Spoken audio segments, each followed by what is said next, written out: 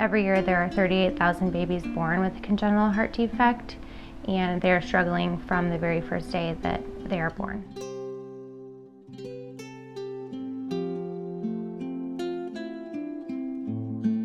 Well, from the beginning, of course, I was really excited because we were going to be blessed with a new little baby in our family. And as we started learning more about it, you teetered between joyful and being really anxious. So your heart sort of breaks into two different pieces, because one, you're breaking your heart for your kids. You feel so bad for them. You want the first experience of them having a baby to be sort of a quote normal experience. And while they were really happy, there was still a little bit of sadness and uncertainty. So your heart breaks for them, and then your heart breaks for the baby too, because you don't know what she's going to face, and you hope it's going to turn out for the best. I found out when I was 20 weeks pregnant that there was a hole in her heart. We have no history in our family. All of her genetic testing came back normal, and I think that was something we struggled with on why did this happen to our daughter, and still to this day most babies don't have an answer. We were home for about 3 days before we noticed there was an issue with her oxygen, and that's when we took her to the hospital and she was admitted for her first surgery. When she came out, that was probably the worst part. She was intubated, she couldn't move. So I think immediately for us, the biggest thing was, what did we do wrong as parents?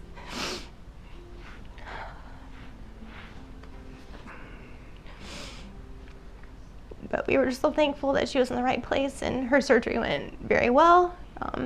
She recovered great. And we were just so excited to see her finally. You couldn't barely see her face because she had so much equipment attached to her. Her eyes were swollen shut. She had gauze over her chest where they had just cut her open to get to her heart to perform what they needed to do to save her. As of now, she should not have to have another heart surgery, but that's not, something certain.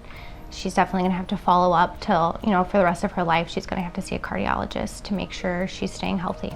Every time I come home from work and I see her hanging on the railing, waiting for me, it hits me a little bit deeper than I think it would hit most people. We're at home happy right now, but there could be a baby right now that's waiting for a heart.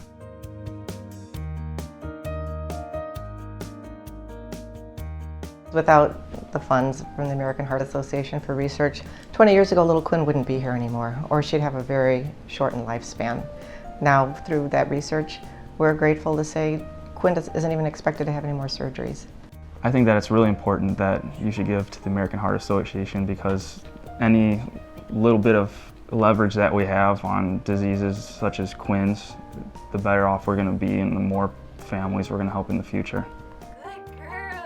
We were really lucky with Quinn. A lot of families aren't as lucky as us, and they need the funding, they need the research, so they can hopefully end up in a place where we are with our baby girl.